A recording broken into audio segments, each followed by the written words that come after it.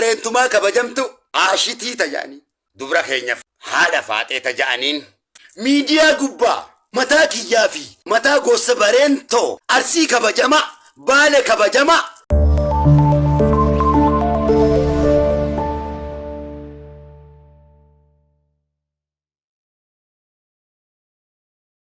miidiyaa kana gubbaa akka ijoollee xixiqqishoo hin ta'inaa namni isin tuffataan isiniin ji'a kana guutuu shamarran bareentumaa kabajamtu aashitii taja'anii dubra keenyaaf haadha faaxee taja'aniin miidiyaa gubbaa mataa kiyyaa fi mataa gosa bareentoo arsii kabajama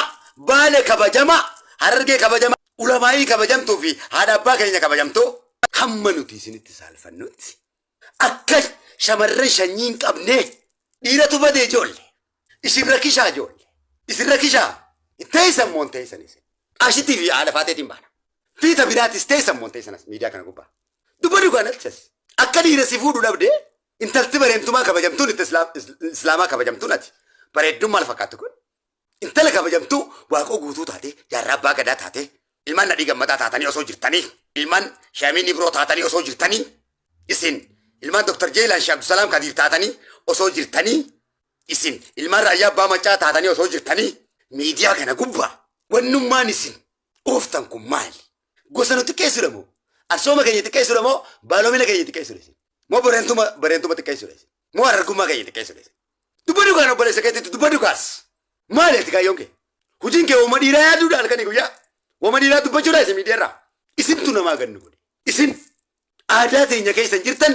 aadaa teenya ni dhiitan shari'aa ni dhiitan akka aadaa arsooma keenyaa keessan jirtan akka aadaa bareentumaa keessan jirtan akka aadaa oromoo keessan jirtan akka shari'aa rasuulu keessan jirtan akkam ta'uu feetan.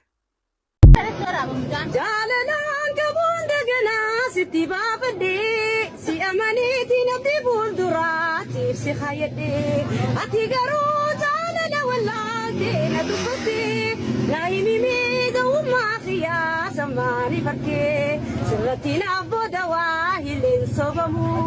mi'arraan booda waa namuun amanu.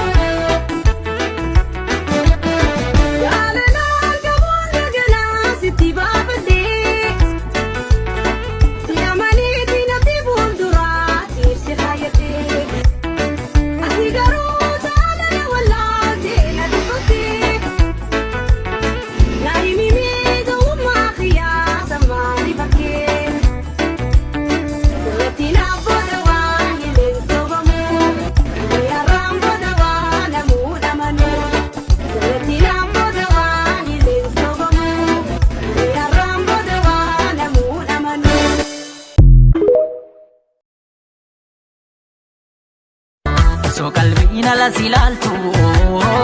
na jaalattuun jaalalan taatu ta'uu sumrii buluun qabaatu